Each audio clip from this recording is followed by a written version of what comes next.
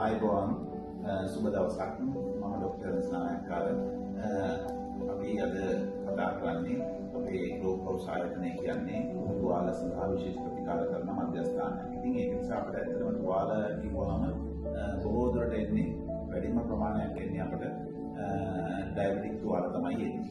ඉතින් ඩයබටික් තුවාල එන්නේ බොහෝ දුරට ඩයබටික් කියන එක දියවැඩියාව කියන එක ඒ ගැන සැලකීමක් සමාජය තුළ නොතිබීම නිසා තමයි ඇත්තටම දියවැඩියා තුවාල බහුතරයක් අපට දක්නට ලැබෙන්නේ. ඉතින් හුඟක් අය දියවැඩියාව කියන රෝගය ගැන සැලකීමක් ගන්නෙම නැහැ. බොහෝ දුරට ඒ කියන්නේ සමහර අය බහුතරයක් පිරිසෙන් දියවැඩියාව හදිච්ච බහුතරයක්ගෙන් අපි අහලා බැලුවාම ඒගොල්ලෝ ඒ දියවැඩියාව රෝගය ගැන නිසි අවබෝධයක් නැතිවීම සහ ඒ ගැන සැලකිලිමත් නොමැතිවීම නිසාම තමයි ඒගොල්ලෝ දියවැඩියා රෝගයේ උත්සන්න අවස්ථාවට ගොදුරු වෙන්නේ. ඒකත් සමහර රියදුරු ඉන්නවා. ඒක බොහොම විශේෂයෙන්ම සමාජයට කිය යුතු දෙයක්. දියවැඩියා හැදිච්ච රියදුරු ඉන්නවා. ඒගොල්ලෝ බෙහෙත් හරියට පාලනය කරන්නේ නැහැ. ඒක නිසා බෙහෙත් පාලනය නොකිරීම නිසාම බෙහෙත් වලින් දියවැඩියා පාලනය නොකිරීම නිසාම ඒගොල්ලෝගේ ඇස් පෙනීම නැති යනවා. ක්‍රමයෙන් ඇස් දුර්වල වෙලා යනවා. ඊළඟට තියෙන කාය ශක්තිය දුර්වල වෙලා යනවා. ඒ හේතු කොටගෙන ඒගොල්ලෝ අනතුරු වලට පවා මුහුණ දෙන්න සිද්ධ වෙනවා. ඒක නිසා දියවැඩියාව කියන එක දියවැඩියාව ගැන තියෙන හැම කෙනෙක්ම සීනි කියන එක පාලනය කරගත යුතුමයි. සීනි පාලනය නොකිරීමෙන් ඇතිවන සම්පූර්ණතා මොහොමයක් තියෙනවා. ඉතින් මේ දියවැඩියාව කියන්නේ ඇත්තටම රුධිරයේ සීනි මට්ටම ඉහළ යාම තමයි දියවැඩියාව කියන්නේ. ඒක අපේ ඉන්සුලින් මගින් තමයි ඒ රුධිර සීනි මට්ටම පාලනය කිරීම සිදු කරන්නේ. නමුත් ඉන්සුලින් ඌනතාවයක් ඇති වෙනකොට ඉන්සුලින් මදභාවය නිසා සීනි සාන්ද්‍රණය ඇඟේ වැඩි වෙනවා. ඉතින් මේ දියවැඩියාව කොටස් කිහිපයකට වෙනවා. එකක් තමයි දියවැඩියාව type 1 කියලා බෙදෙනවා. ඊළඟට දියවැඩියාව type 2 කියලා බෙදෙනවා. ඊළඟට gestational diabetic කියලා බෙදෙනවා. ගර්භණී සමයේදී වෙන දියවැඩියාව කියලා. ඉතින් මේ වැඩි හරිය සමාජය අපිට දක්නට ලැබෙන්නේ මැද භාගයේ ජීවිතයේ මැද භාගයේ ඇතිවන දියවැඩියාව තමයි. ඒක බොහෝ දුරට type 2 තමයි ඇති වෙන්නේ. ඒක තමයි අපිට දක්නට ලැබෙන්නේ. ඉතින් සමහර වෙලාවට හුඟක්ම දියවැඩියාව ඇති වෙන්න ප්‍රධාන කරන කාරණයක් තමයි ආහාර අධික සීනි සහිත ආහාර පරිභෝජනය කිරීම. වර්තමාන පරම්පරාව සීනි අධික ආහාර පරිභෝජනය කරනවා. ඒ වගේම මෙලද පොලේ තියෙන පැණිවීමවත් ඉතාමත් අධික සීනි සහිතයි.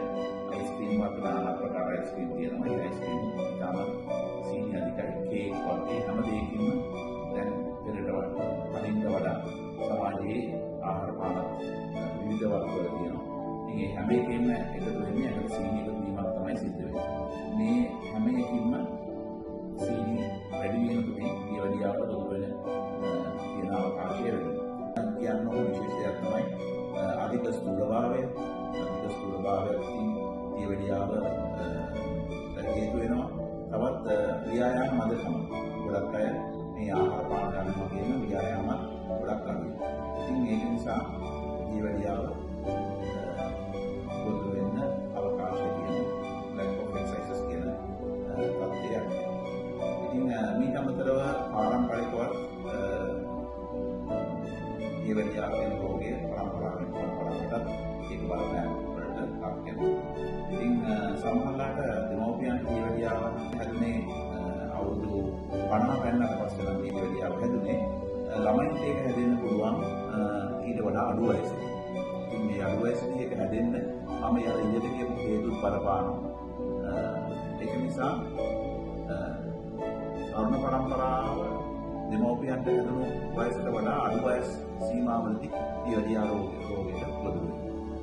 ඉතින් විශේෂයෙන්ම කියන්න ඕන දැන් මේ දියවැඩියාව හැදුණු කෙනෙක් ඒක ආහාර පාන පාලනය කළා මනා සෞඛ්‍ය තත්ත්වයෙන් ඒ කියන්නේ ඖෂධ වර්ග වෙලාවට අරගෙන ඖෂධ වර්ග වෙලාවට අරගෙන ඖෂධ වර්ග ගැන කතා කරනකොට හුඟක් වෙලාවට පේෂන්ට්ස්ලා පුරුදු වෙලා තියෙනවා එක චිප් එකක් දිගටම අවුරුදු ගණන් පාවිච්චි කරනවා. ඒ අවුරුදු ගණන් මේ චිප් එකම පාවිච්චි කරනවා.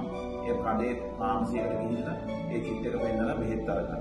ඉතින් සමහරවිට අපි ගාවට තුවාලයක් ඇඳලා එන රෝගියාගේ දියවැඩියාවට ගන්න බෙහෙත් මොනවද කියලා අහුවාම අවුරුදු 2-3ක් පරණ චිප් එකක් තමයි පෙන්නන්නේ. එතකොට ඒ චිප් එකට තමයි දිගටම දියවැඩියා ඖෂධ අරගෙන තියෙන්නේ. එහෙම අරගෙන හරියන්නේ නැහැ.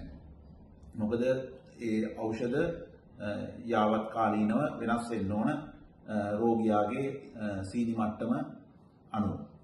ඉතින් ඒක නිසා සමහරලාට කාලය යනකොට අවුරුදු 2-3ක් ඈතට යනකොට දියවැඩියාව හැදිලා ඒවට තව බෙහෙත් වර්ග එකතු වෙන්න වෙනවා. ඉතින් එහෙම එකතු වීමකින් තොරව පරණ චිට් එකකටම දිගටම බෙහෙත් ගත්තාම රෝගියා හිතන් ඉන්නවා මම දැන් බෙහෙත් ටික බොනවා කියලා. නමුත් ඒ බෙහෙත් ප්‍රමාණවත් වෙන්නේ නැහැ. සීනි සාන්ද්‍රණය එන්න වැඩි වෙනවා. ඒ සීනි සාන්ද්‍රණය වැඩි වීම නිසා මොකද වෙන්නේ? ඇස් නොපෙනී යනවා. එහෙම නැත්නම් heart attack හැදෙනවා. එහෙමත් නැත්නම් හුඟක් වෙලාවට අපි ගාවට යොමු වෙන්නේ කකුල් වල හොඳ නොවන නිදන්ගත තුවාල තත්වයකින් තමයි අපට රෝගීන් හමු වෙන්නේ.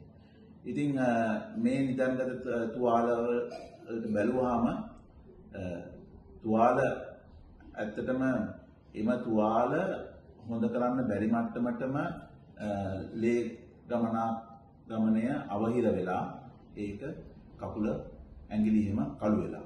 ඉතින් ඇඟිලි කළු වුණාට පස්සේ ලේ ගමනය නරක් කළා ඇඟිලි කළු වුණාට පස්සේ ඒ කකුල් වල තියෙන ඇඟිලි කපා ඉවත් කරන්න සිද්ධ වෙනවා.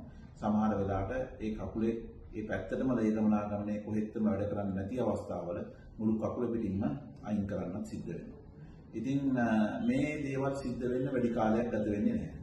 තමන්ගේ සීනි පරිභෝජනය අනුව ඉතාමත් ඉක්මනටම මේ අවාසනාවන්ත තත්ත්වයන්ට මුහුණ පාන්න සිද්ධ වෙනවා. මම දැන් දියවැඩියාව ගැන මූලික හැඳින්වීමක් සහ දියවැඩියාවෙන් තියෙන දරුණු ස්වභාවය අපි මේ අවාසනාවන්ත ස්වභාවයන් ගැන තමයි මම විස්තර කිරීමක් කරගෙන ගියේ. ඉතින් අපි මේ ගැන තවත් ඉදිරියට කතා කරමු. මේවා ඇති වෙන පුළුවන් සංකූලතාවයන් මොනවද? ඒ සංකූලතාවයන් වලින් ආරක්ෂා වෙන්නේ කොහොමද? අපේ ඉන්ද්‍රියයන්, ඒ කියන්නේ දියවැඩියාව නිසා බොග්ගොඩනක් වීම, ඊළඟට කොලෙස්ටරෝල් තත්ත්වයන් වැඩි වීම, ඊළඟට කකුලේ සිදුවෙන PVD peripheral vascular disease වගේ තත්ත්වයන් ඇතිවීම මුණ පාන්න සිදුවන හේතුන්, ඒ සියලු දේවල් ගැන අපි පිළිවෙලින් වීඩියෝ වලින් සාකච්ඡා කරමු. ඔබ සියලු දෙනාටම යහපත් සෞඛ්‍ය තත්ත්වයක් උදා වෙලා හොඳ ජීවන ගමනක් යන්න අවකාශය ලැබේවා කියලා මම ප්‍රාර්ථනා කරනවා.